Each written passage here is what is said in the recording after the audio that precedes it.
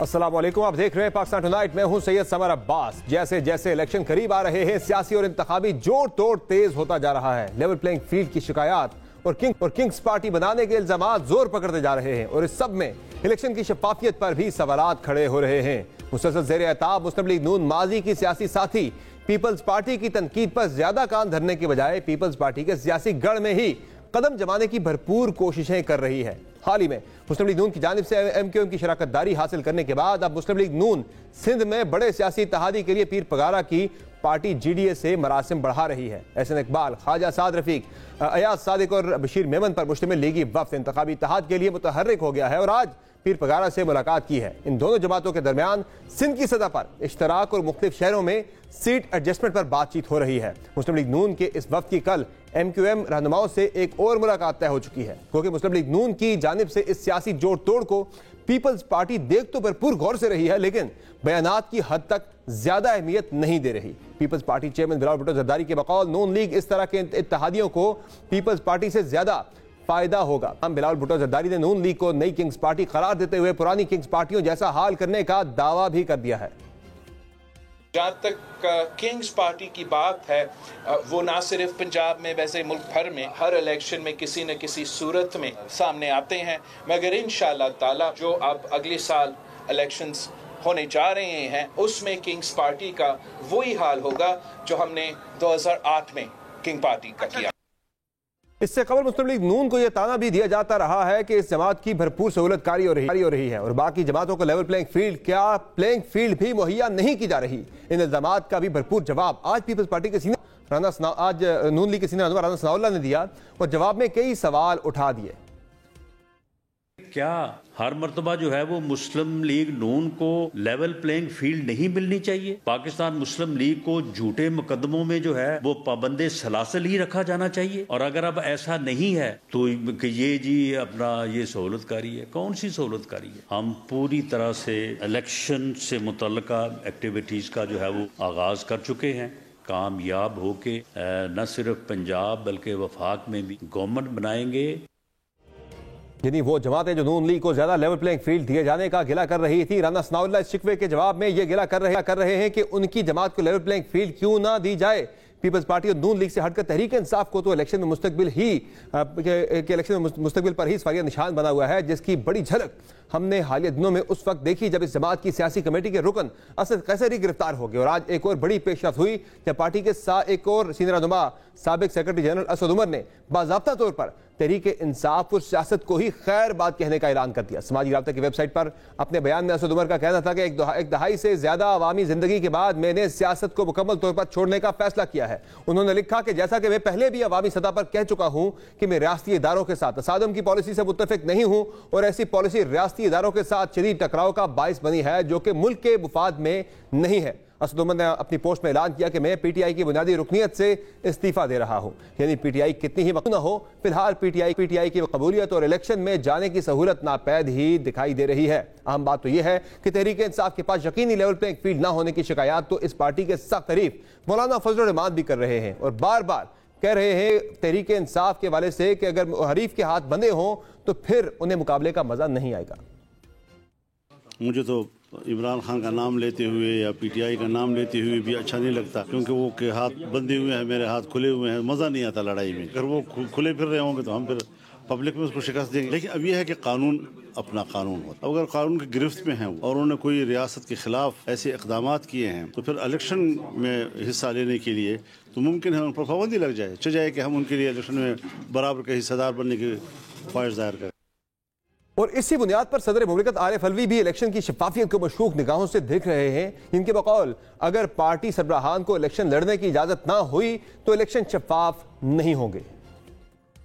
सारे पाकिस्तान में ख्वाहिश इसी बात की है कि शफाफ इलेक्शन हो और गैर जानिबदार इलेक्शन हो और सारी जमातों को और सारे लीडरान को हिस्सा लेने की उसमें मौका मिलना चाहिए। इलेक्शन के रिजल्ट्स के अंदर एहतमाम किया जाए कि कोई ऐसी कैफियत ना हो जिसके अंदर ये इलेक्शन कौम को एक्सेप्टेबल ना हो। जब कोर्ट मुत्तहिद हो तो इस बात का इम्कान बहुत बढ़ जाता है कि इंसाफ यकीनन। इस इलेक्शन से कबल इसी खदशे के पेश नज़र सदर मुमलिकत ने निगरान वज़ीर-ए-आज़म को भी एक खत लिखा था जिसका बज़ाहिर जवाब आज इलेक्शन कमीशन की जानिब से सामने आया, जिससे सदर के तर्ज अमल को नामुनासिब करार दिया गया है। तर्जुमान इलेक्शन कमीशन की जानिब से सदर का नाम लिए बगैर एक बयान में कहा गया है कि एक आला ओहदेदार की तरफ से इलेक्शन की शफाफियत को मशकूक बनाने की कोशिश की जा रही है।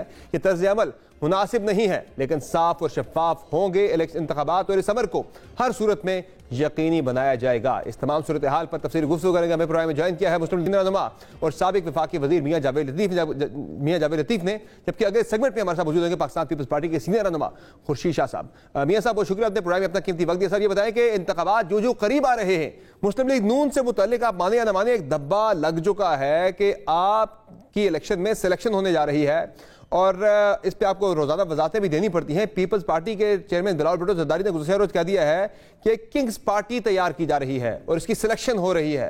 तो इसमें वो बार बार कह, इन्हीं इस तासुर से आप कैसे जान छुड़ाएंगे कि आप इलेक्शन लड़के नहीं, आप सिलेक्शन होकर अगली हुकूमत आप बनाने जा रहे हैं? नहीं, देखें, जान वो छुड़ाएगा जिसकी जान फंसी हो।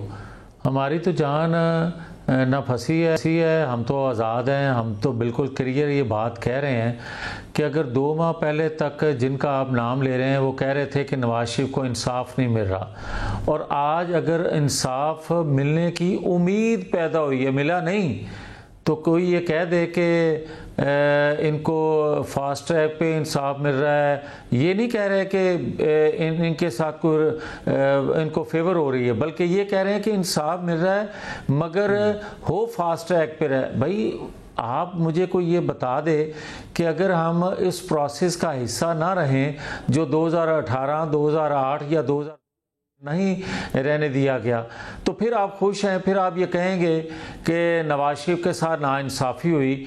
और जब उस प्रोसेस का हम हिस्सा बन जाएं तो फिर आप इस तरह की गुफ्तगू करें तो लोग जानते हैं, लोग समझ रहे हैं कि सिलेक्शन कमेटी के सामने सीवियां कौन पेश करता रहा और क्यों ये बातें होती हैं। अगर आज कोई सिलेक्शन कमेटी है तो उसका नाम बता दें, और जो कहते हैं कि ये बारी मेरी या अगली बारी मेरी, तो बारियां तो नहीं जमहूरियत में होती ना इंतखाबात में, ये तो इलेक्ट करते हैं कौम वोट के ज़रिए।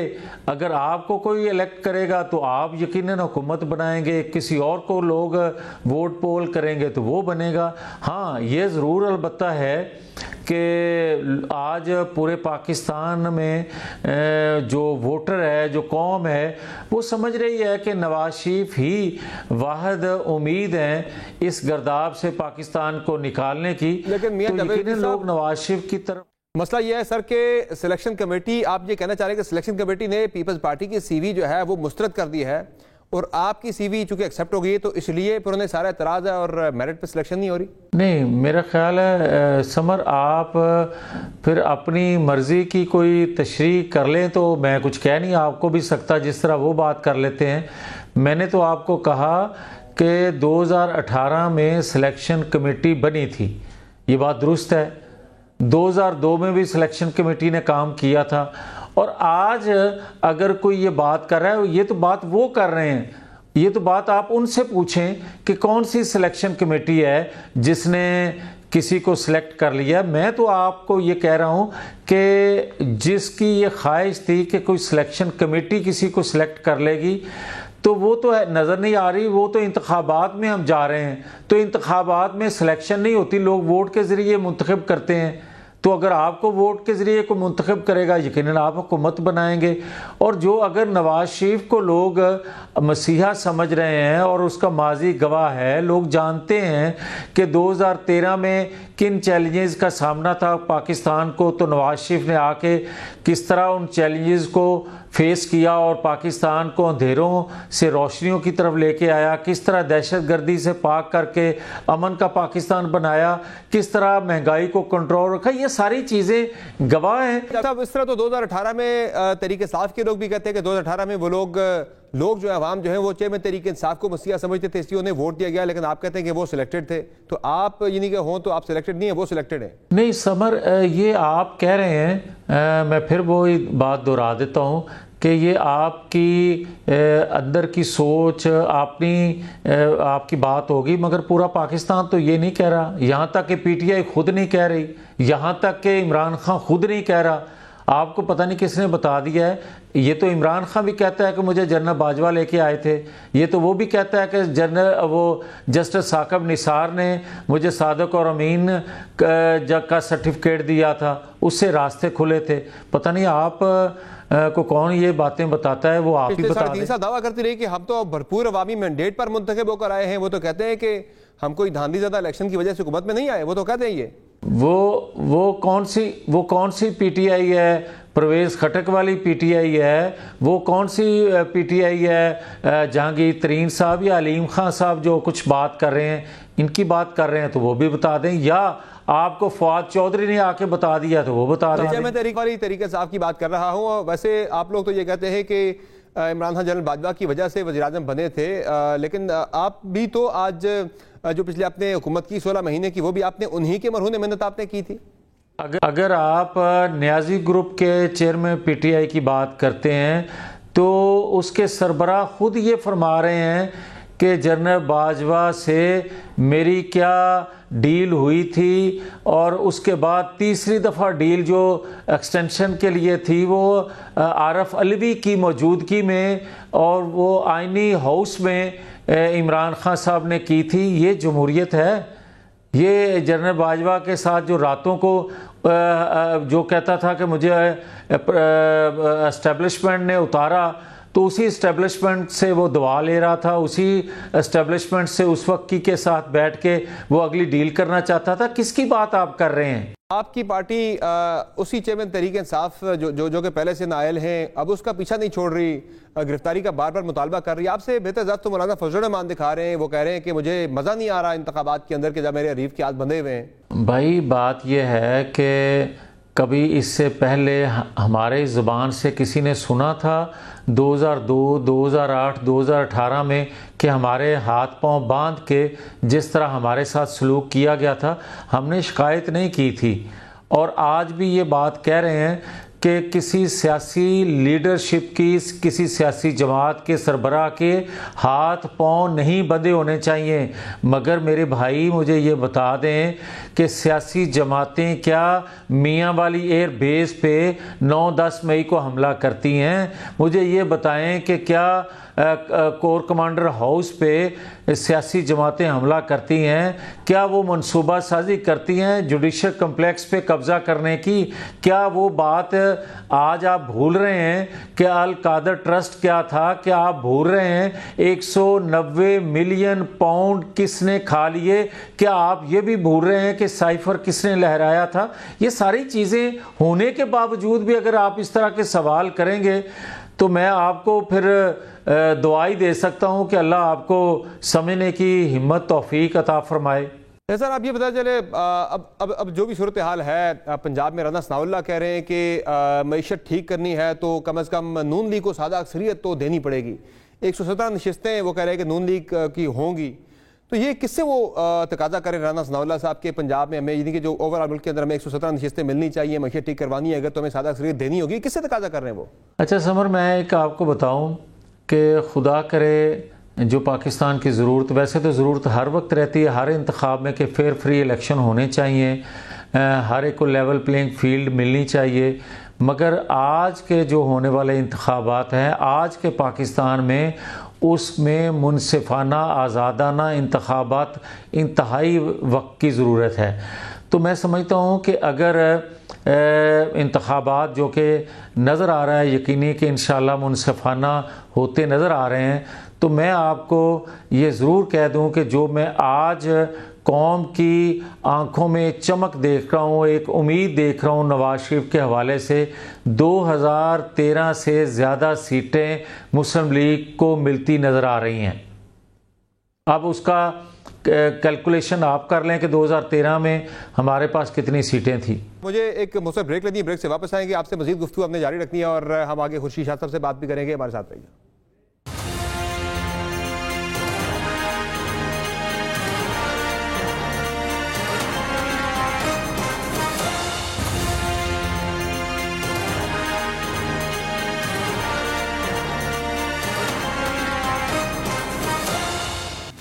वेलकम बैक नाज़रीन। ब्रेक से पहले बात हो रही थी मुस्लिम लीग नून के रहनुमा मियां जावेद लतीफ़ से, जिनका यह कहना है कि पीपल्स पार्टी की जो तनकीद है नून लीग पर वो इसलिए है कि पीपल्स पार्टी को चूंकि सिलेक्शन कमेटी ने उनकी सीवियां जो कि बार बार वो पेश करती रही वो मुस्तरद कर दी हैं, इसलिए पीपल्स पार्टी को लेवल प्लेइंग फील्ड नजर नहीं आ रही, इसलिए ये सारे दावे किए जा रहे हैं।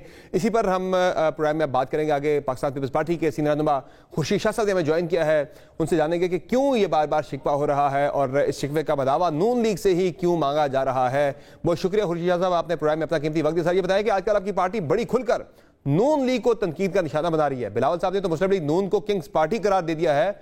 आप ही की पार्टी के साबिक सेनेटर मुस्तफा खोखर तो ये कह रहे हैं कि पीपल्स पार्टी को जनूबी पंजाब और बलूचिस्तान में हिस्सा ना मिलने का असल में शिकवा है। अगर ये हिस्सा मिल जाता तो शायद आज लेवल प्लेइंग फील्ड का शिकवा ना होता। हमें एक दूसरे का रेस्पेक्ट करना चाहिए, इज्जत करनी चाहिए, हम कर रहे हैं। हम एक दूसरे के खिलाफ नहीं है। आपकी कोशिश ये ज़रूर होती है कि ऐसे सवालात करें कि फिर उसका जवाब ज़रा बिलावल साहब का बयान है सर, हमारा तो नहीं है। मगर मैं ये कोशिश करता हूँ और कर रहा हूँ, आपको भी करनी चाहिए कि हर आदमी पार्टी का उसमें है। एक बात तो ज़रूर है कि जो तर्ज अमल रखा गया नवाज शरीफ के आने का, उसको ज़रा थोड़ा चेंज करते, मॉडिफाई करते, डिज़ाइन करते, आ भी जाता, बात भी हो जाती, जलसा भी हो जाता, सांप भी मर जाता, लाठी भी टूट जाता। मगर मुस्लिम लीग नून के हमारे सीनियर दोस्तों ने क्यों नहीं इस तरफ सोचा कि हमें तासुर देना चाहिए, क्योंकि लोगों का जहन और सोच जो है वो बिल्कुल एक क्लियर है कि अगर कोई कंप्रोमाइज़ करके आता है और बैक द वॉल होके बात करके आता है तो उससे वो ज़रा और खफा होते हैं। इन हालात में हमें सोचना चाहिए कि इमरान खान की जो पोजीशन थी 3.5 साल के अंदर, जितना ग्राफ उसका गिर चुका था और बिल्कुल वो डाउनफॉल पे चला गया था। हमारी बेहतरी पाकिस्तान के लिए या पाकिस्तान के लिए बेहतर सोचना वो काम आया कि हमने 16 महीने के लिए इलेक्शन हुकूमत में चले गए। इसी बेहतरी के लिए तो कुछ बेहतर हो जाए, उसके बावजूद भी हमसे लोग सवाल पूछते हैं कि आप 16 महीने क्यों गए। तो लोगों की सोच आजकल नेगेटिव है। वो कहते हैं कि जो लड़ेगा वो हमारा हीरो वो होगा। तो पाकिस्तान में जो आज वजह है, वजूहात है, वो यही है कि जो भी अगेंस्ट होकर बात करता है वही आगे चलता है। क्योंकि इस मुल्क में 40 साल हुकूमत जो रही है वो मार्शल लॉ की रही है। तो मार्शल लॉ का वो जो साया है लोगों को उससे घबराहट हो रही है।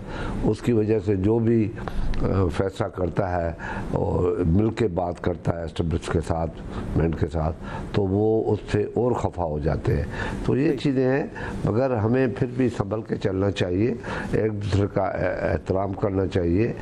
अब पाकिस्तान एक बंदे से चलने वाला नहीं है। जब जॉइंट, अच्छी बात है कि आपको रियलाइजेशन हो गई है सर, जो अपना सोच होगी और जॉइंट हमारा एक लाए अमल होगा, तभी ये पाकिस्तान की मैशियत को हम मुकाबला कर सकते हैं और ठीक हो सकती है, बेहतर हो सकती है। मैं पुरुमीद हूँ।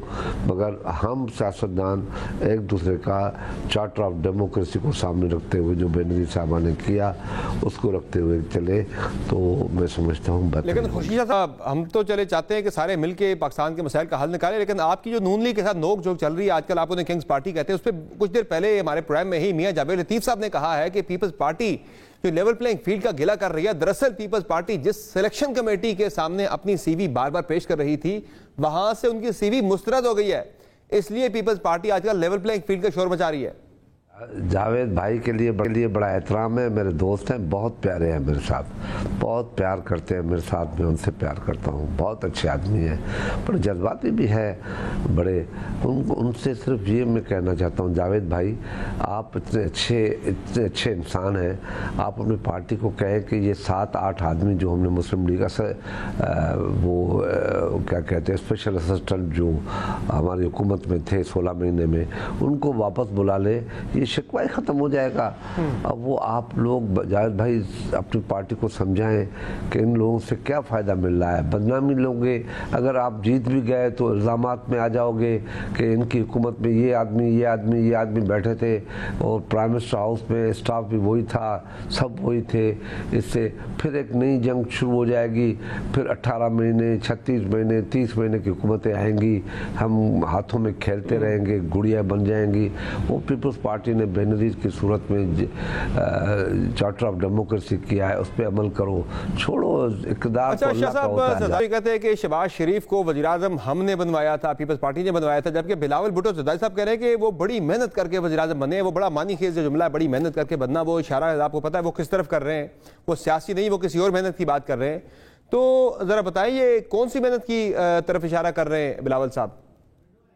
शहबाज शरीफ वज़ीर आज़म पीपल्स पार्टी के 57 वोट थे, अगर वो नहीं होते और MQM के 7 वोट नहीं होते, बाप पार्टी के 7 वोट नहीं होते, हमने मिलके बनाया था और पीपल्स पार्टी का उसमें बहुत बड़ा रोल है जो उसने अदा किया और हमने किया। मगर चलो वो बन गया। शहबाज शरीफ की मैं इज़्ज़त करता हूँ, मेरा प्राइम मिनिस्टर भी रहा, वो बड़ा डेडिकेटेड आदमी है, बड़ा तेज़ आदमी है, बड़ा फास्ट ट्रैक पे चलने वाला बंदा है, इसमें कोई शक नहीं। मैं सच्ची बात कहता हूँ, तंज भी नहीं करता। मगर नवाज शरीफ साहब सीनियर हैं, पार्टी के लीडर हैं, अभी उसको डिस्क्वालीफाई है। अभी ये मुश्किल नज़र आ रही है उनको कि भाई अगर हम इसकी डिस्क्वालिफिकेशन ख़त्म करेंगे तो इमरान खान की भी डिस्क्वालिफिकेशन ख़त्म करनी पड़ेगी इनको। आगे फ़ायज़ ईसा कभी भी ऐसी गलत बात नहीं करेगा जो जिससे वो कंट्रोवर्शियल बन जाए कि भाई एक आदमी को आप सज़ा भी ख़त्म करते हो और डिस्क्वालिफिकेशन भी करते हो, एक आदमी को सज़ा नहीं भी है और जेल में पड़ा है, तो ये बड़ी कंट्रोवर्शियल हो जाएगी। उस दिन से मैं डर रहा हूँ कि अल्लाह रहम करे ये तूफ़ान बदतमीज़ी इमरान खान की सूरत में, जिसने हमारे अदारों को भी नहीं छोड़ा, अपने जज्बात में आके पता नहीं क्या किसका गेम कर रहा है, वो किस लोगों का गेम कर रहा है, तो पता नहीं पड़ रहा है। मगर हमें बचने के लिए बहुत कुछ सोचना तो पड़ेगा। क्या शाह साहब के अभी भी आप इस बात पर कायम है कि फिर अगर नून लीग की ज़्यादा सीटें आती हैं तो फिर नवाज शरीफ को पीछे रहना चाहिए और शहबाज शरीफ को आगे दोबारा आने का मौका देना चाहिए, और आपको मियां नवाज शरीफ का मतलब है कि इलेक्शन लड़ते हुए नजर नहीं आ रहे? फिर राय में उनके लड़ने की बड़ी मुश्किल सूरत हाल होगी, उसके लिए बहुत बड़ी कीमत देनी पड़ेगी। उस कीमत के बाद कौन बनता है करोड़पति, वो अलग बात होगी। किस तरह की कीमत आप बात करें शाह साहब? और दूसरा, ये नून लीग सिंध में कदम जमा रही है आजकल जाके, और इससे पहले आपकी मुफाहमत रही है उनसे, अब वो MQM और पीर पगाड़ा से भी इत्तेहाद की कोशिशें कर रही है। नून लीग तो सिंध में पीपल्स पार्टी को टफ टाइम देने के लिए इस वक्त हाथ पांव मार रही है, तो आप भी फिर पंजाब में नून लीग को टफ टाइम देने के लिए कोई तहरीक इंसाफ के साथ, दीगर जमात के साथ कोई इत्तेहाद का इरादा रखते हैं? कोई माई का लाल है या कि मुझे ये चैलेंज कर दे कि जो कमिटमेंट आपने पब्लिक से की थी उसमें से ये 2 कमिटमेंट आपने पूरी नहीं की? कोई है माई का लाल? है तो खुदा के वास्ते समर भाई आप उसको ले आएँ, मेरे सामने बिठाएं, मैं उससे बात करता हूँ और आपसे भी पूछता हूँ, आप भी बताएं मुझे। आप माशाल्लाह से सवालात करते हैं कि इस जब तक इस मुल्क में मेरिट बनेगी और देखेंगे कौन सी पार्टी कमिटमेंट पूरी करती है, वोट उस पर जाएगा, तो ये पाकिस्तान भी खुशहाल हो जाएगा। वरना पाकिस्तान कभी खुशहाल नहीं होगा अगर बरादरियों और झूठ और इस पर सियासत चलेगी, तो कभी खुशहाल। शाह साहब, आप आगे हंग पार्लियामेंट देख रहे हैं या किसी एक जमात की हुकूमत देख रहे हैं? हंग पार्लियामेंट देख, और बहुत खतरनाक हंग पार्लियामेंट। खतरनाक कैसे है ये शाह साहब? के बहुत छोटे ग्रुप बन जाएंगे, 10-10 के, 12-12 के, 50-50 के, 100-100 के, 80-80 के। हकीकत तो ये बता रहा हूँ मैं। और हंग पार्लियामेंट रिजल्ट नहीं दे सकेगी, हर पार्टी अपनी बात कहेगी। मुझे 3 मिनिस्टर चाहिए, मुझे 8 मिनिस्टर चाहिए, फिर मुझे 27 मिनिस्टर चाहिए, मैं नहीं आ रहा, मेरी बात कोई नहीं मान रहा, प्राइम मिनिस्टर मुझसे नहीं मिला, मेरी मिनिस्ट्री में सेक्रेटरी नहीं मान रहा है, मुझे सेक्रेटरी ये मर्जी का दे दो, फिर तो यही होगा, फिर आवाम की बात तो नहीं होगी। जैसा आप कुछ देर पहले सारी जमातों के मिलकर चलने की बात कर रहे थे, सारी जमातों को मिलकर चलना चाहिए, तो एक तो आप पंजाब में नून लीग को जो मकबूलियत के क्राइसिस का सामना है, तहरीक इंसाफ की मकबूलियत के सामने, उस पर भी आप कहना चाह रहे हैं कि सब मिलकर चलें तहरीक इंसाफ की वजह से, या फिर आप आगे नून लीग की सीटें ज़रा एक ज़्यादा इस वक्त आती हुई देख रहे हैं, तो उस सूरत में फिर पीपल्स पार्टी नून लीग के साथ मिलकर चलेगी? यानी कि आप इलेक्शन के बाद मिलकर चलने की बात कर रहे हैं या इलेक्शन से पहले मिलकर चलने की बात कर रहे हैं? देखिए, ये उस वक्त के फैसले होते हैं कि हमें क्या करना चाहिए, मगर मैं इस बात पे हूँ कि ये अकेले किस टिका जाए, वो अक्सरियत लेके भी आ जाए, यानी वो 50%, 51% पे भी आ जाए, तब भी उसको सियासी पार्टियों के साथ मिलके चलना पड़ेगा। चलो, ये तो इलेक्शन के बाद की बात होगी। इलेक्शन से पहले भी कोई इत्तेहाद होना चाहिए पीपल्स पार्टी नून लीग का या दीगर जमातों के दरमियान? अगर इस इलेक्शन से पहले एक दूसरे का एहतराम करना शुरू कर दे, इज्जत के साथ चले, अपना अपना प्रोग्राम दे और स्पेस दे एक दूसरे को, और गवर्नमेंट के नशे में हम ना आए, और जो बंदे गवर्नमेंट के बैठे हुए हैं केयरटेकर में उनको बाहर निकालें, तो मैं समझता हूँ कि अच्छा हो सकता है। ये क्यों नहीं हो सकता? साहब आपकी पार्टी ने पीपल्स पार्टी के सीईसी ने जरदारी साहब को मैंडेट दिया था कि वो लेवल प्लेइंग फील्ड तलाश करने की कोशिश करें। इसमें किस हद तक पेशरफ्त हुई है? जरदारी साहब को कितनी कामयाबी मिली है? अंदाज़ा करें, थैंक यू वेरी मच, कि जरदारी साहब बड़े सीजनड किस्म के बंदे हैं, बड़े साबरीन बंदे हैं और सबको साथ लेके चलते हैं, और वो उसकी आज भी यही कोशिश है कि अपने सीईसी से कहता है कि मुझे अथॉरिटी दो कि मैं कुछ करूं, तो हम कुछ करना चाहते हैं। हम बाहर से किससे मिल के पंचरों की बात करके नहीं आते कि इसके इतने पंचर कर दो तो मैं आ जाऊंगा, इसके इतने पंचर कर दो तो मैं आऊंगा। हम ये सियासत नहीं करते। प्लीज़ मैं अपने नौजवानों से कहता हूँ, मैं भीख मांग रहा हूँ आपसे कि आप फैसला करें हिस्ट्री को देख के। बस हमें नहीं चाहिए पीपल्स पार्टी को वोट, न दें हमें आप, मगर फैसला करके एक वोट दें। नौजवानों के लिए कह रहा हूँ, उनकी नस्लों के लिए कह रहा हूँ। वैसे ये जो जरदारी साहब लेवल प्लेइंग फील्ड लेना चाह रहे थे, वो किससे लेना चाह रहे हैं, किससे उन्होंने बातचीत करनी थी, और इसमें पेशरफ्त कितनी हुई है शाह साहब? ये तो मुझे पता नहीं है। अभी सीईसी की मीटिंग होगी तो पूछेंगे तो कितना फ़र्क पड़ा है, मगर हमारे तर्ज अमल से आप देख लें, ये जो छोटी छोटी बातें बिलावल साहब करके उनको मैसेजेस दे रहा है, ये मैसेजेस है, ये तनकीद नहीं है। कभी तुम और हम भी थे आशना, तुम्हें याद हो या याद हो। बहुत शुक्रिया तो अपना कीमती वक्त दिया। नाज़रीन, यहाँ एक मुख्तसर ब्रेक लेंगे, ब्रेक से वापस आएंगे, बात करेंगे पाकिस्तान तहरीक इंसाफ के चैलेंजेस के हवाले से। तहरीक इंसाफ को सियासी के साथ कानूनी चैलेंजेस का सामना तो था ही था, लेकिन अब सियासी चैलेंज मजीद ये बढ़ गया है कि पाकिस्तान तहरीक इंसाफ के साबिक सेक्रेटरी जनरल असद उमर ने न सिर्फ तहरीक इंसाफ की बुनियादी रुकनीत बल्कि सियासत को ही खैर बात कह दिया है। इसके अलावा खबरें चल रही है, कुछ इत्तला चल रही है कि शायद 13 तारीख वाली पेशी पर बुशरा बीबी की गिरफ्तारी भी हो सकती है। इस पर बात करेंगे मुख्तसर ब्रेक के बाद। पाकिस्तान तहरीक इंसाफ के लॉयर रहनुमा नईम हैदर पंजोता के साथ हमारे साथ रहेगा।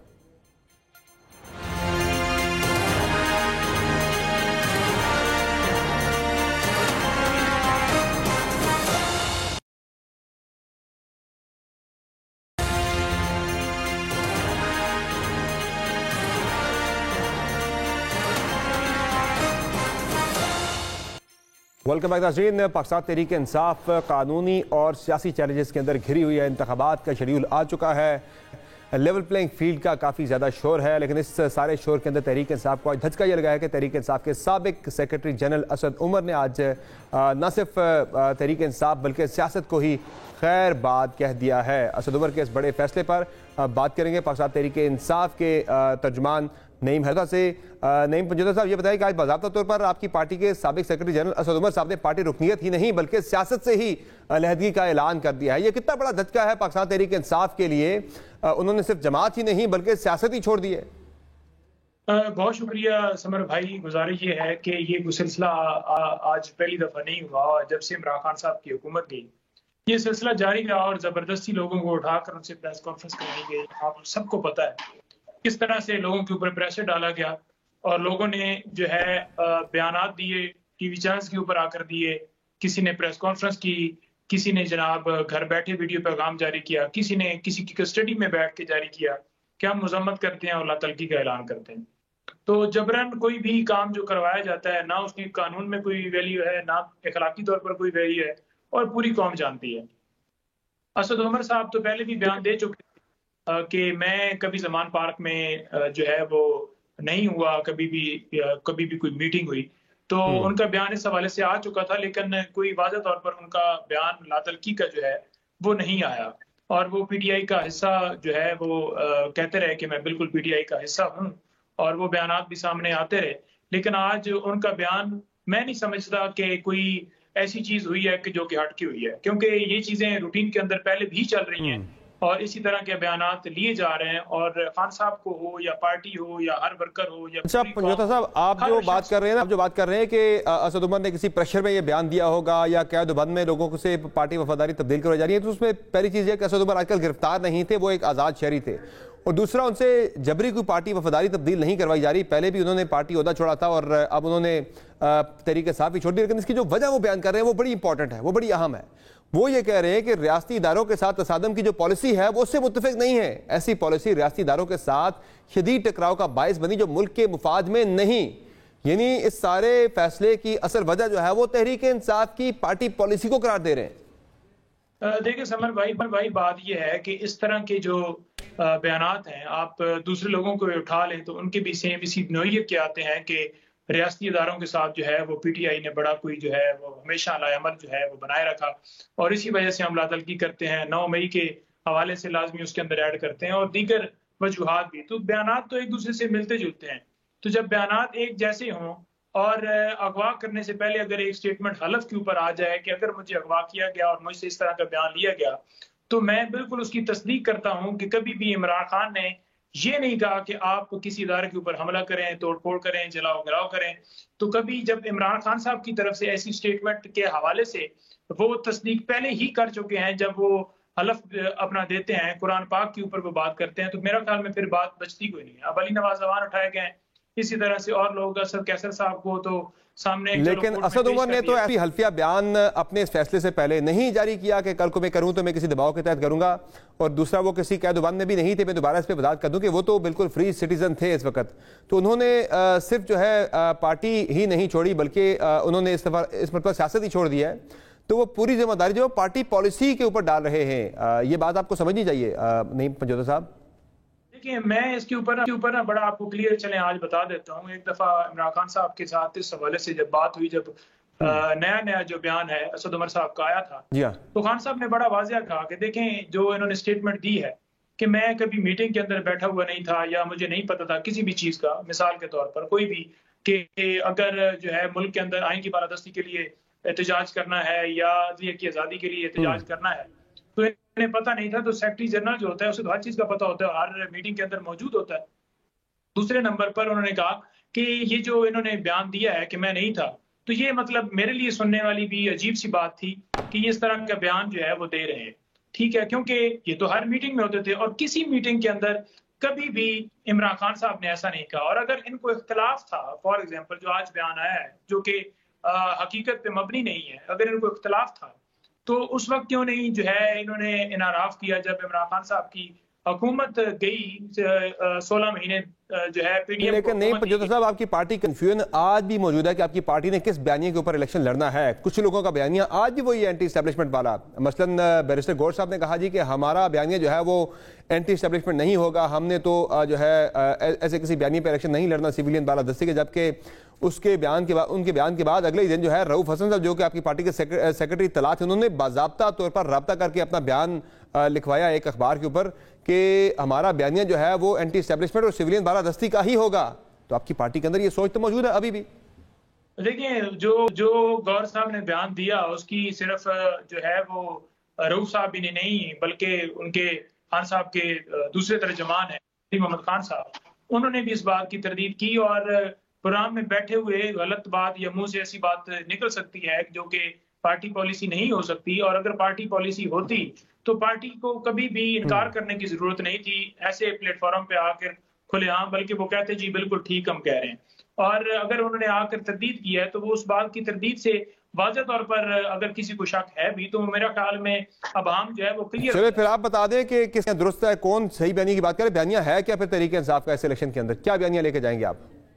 देखिए बात यह है कि इमरान खान साहब ने तो बड़ी वाज़ेह तौर पर हिदायत की पूरी पार्टी को कि आप बिल्कुल हम मैदान में उतरेंगे, हर जगह पर इंशाल्लाह बेशुमार कैंडिडेट्स हैं और होंगे और इंशाल्लाह ग्राउंड में उतरेंगे।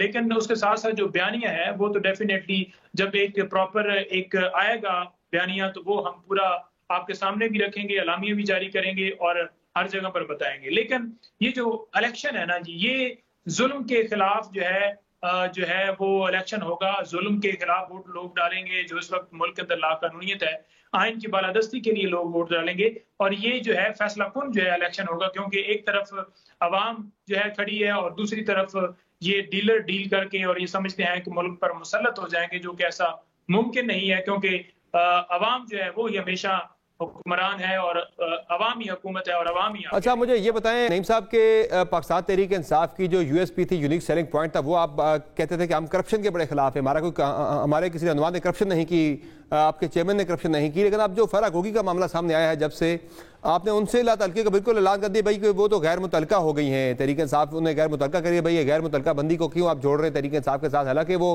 तहरीक इंसाफ के बड़ी करीब थी, खुद खान साहब ने उन्हें कई मत पर डिफेंड किया उनके मामला को प्रेस कॉन्फ्रेंस के अंदर भी। देखिए, मैं इमरान खान साहब की जो प्रेस कॉन्फ्रेंस है उसको बिल्कुल मैं कोई जो है वो ऐसा नहीं है कि डिनाई कर रहा हूँ, मैं बड़ा बिल्कुल वाज़ेह तौर पर एक्सेप्ट करूंगा और कर भी रहा हूँ। इसके अंदर बड़ा वाज़ेह तौर पर आप चीजों को क्लियर करें। हम ये कह रहे हैं कि फॉर एग्जाम्पल अगर किसी के एसेट्स बड़े हैं और उसने कारोबार किया है, उसने प्रॉपर्टी बनाई है, उसने जो है अपने सोर्स कम बताए हैं या ज्यादा बताए हैं या उसके ठीक नहीं है, तो वो तो उससे जो है इंटरोगेशन होगी ना कि आपने ये कैसे सोर्स बनाए, क्या ओरिजिनली डॉक्यूमेंट्स वो दिखाए जा रहे हैं फेक हैं नहीं है, या उन्होंने जो एसेट्स बनाए वो ठीक थे या नहीं थे। तो एक तरफ से दूसरी तरफ इमरान खान साहब या उनकी जो बेगम है उनके साथ वो जोड़ना कि उनकी दोस्त हैं। अब देखें ना, अलीम खान ने अगर जो है वो फॉरेस्ट की जगह पे कब्जा किया या किसी रिवर की जगह के ऊपर कब्जा किया तो क्या वो इमरान खान साहब ने करवाया? तो वो जोड़ा नहीं। ये मामला सिर्फ दोस्ती का नहीं है पंजोथा साहब, खान साहब उनके गले में बाकायदा तहरीक इंसाफ का स्कार्फ डाल चुके हैं और उन्होंने पीटीआई में शमूलियत इख्तियार की थी, तहरीक इंसाफ में वो सेनेट के टिकट की उम्मीदवार भी थी और खान साहब ने उनका दफा भी बाज़ाब्ता किया है, वो पार्टी का हिस्सा थी, वो पार्टी का यानी आप ये नहीं कह सकते कि सिर्फ वो खान साहब की अहलिया की दोस्त थी, वो पार्टी का हिस्सा भी थी, ये हकीकत है।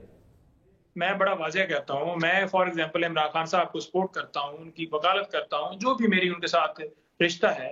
और मैं अगर यहाँ पर करप्शन करके अपने इलाके में से दो नंबरियां करके या कहीं स्मगलिंग करके या कोई ऐसी चीज करके पैसा कमाता हूँ, ठीक है, तो आप कैसे जोड़ सकते हैं कि वो जो करप्शन मैंने की है या किसी जगह के ऊपर दो नंबरी की है वो इमरान खान साहब या उनकी जो है वो किसी और शख्स के साथ अटैच? मैं उन्हें चेयरमैन तरीके इंसाफ से नहीं जोड़ रहा, मैं उनकी इंडिविजुअल उनकी एक्ट की बात कर रहा हूं। आप कोई भी चीज उसके ऊपर डाल दें जो कि अभी अदालत के अंदर साबित भी नहीं हुई, जस्ट इल्जाम है ना।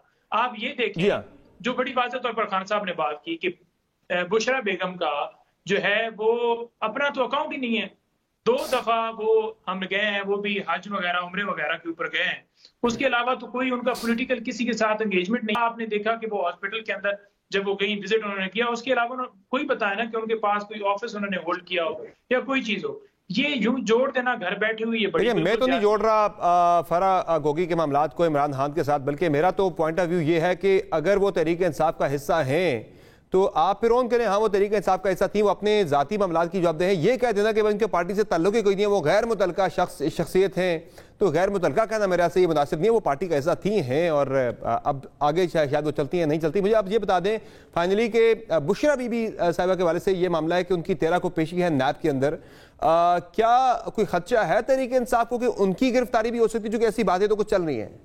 देखिए, बात यह है कि जो उनके ऊपर जो नोटिस भिजवाए गए थे, एक तो नैब अलकादर ट्रस्ट केस वाला और एक तोशा खाना वाला, उन दोनों में जो है उनकी जमानत जो है हुई है, 15 तारीख के लिए उनकी जमानत हुई है, तो किसी तरह से उनकी गिरफ्तारी जो है मुमकिन नहीं। अब करते क्या है, एक मिसाल के तौर पर नोटिस भेजा, दूसरा भेजा, वो अदालत से बेल करवाई, अदालत के अंदर जाकर बयान देते हैं हमें गिरफ्तारी मतलूब नहीं है, बेल जो है वो डिस्पोज ऑफ होती है, घर पहुंचने से पहले दोबारा नोटिस भिजवा दिया जाता है। तो ये बेसिकली उनके ऊपर तोहमतें लगाकर उनको बार नोटिस भेजकर एक मेंटली टॉर्चर करने के लिए सारा वो किया जा रहा है। लेकिन उनके हौसले बुलंद है, उससे फर्क नहीं पड़ता, 50 नोटिस भेज दें, सबको पता है कि केसेस क्या है, एब्सोल्युटली नॉट कसूर है। उसके अलावा बहुत शुक्रिया नहीं मदर पंजोथा साहब, आपने प्रोग्राम में कीमती वक्त किया। नाज़रीन, प्रोग्राम में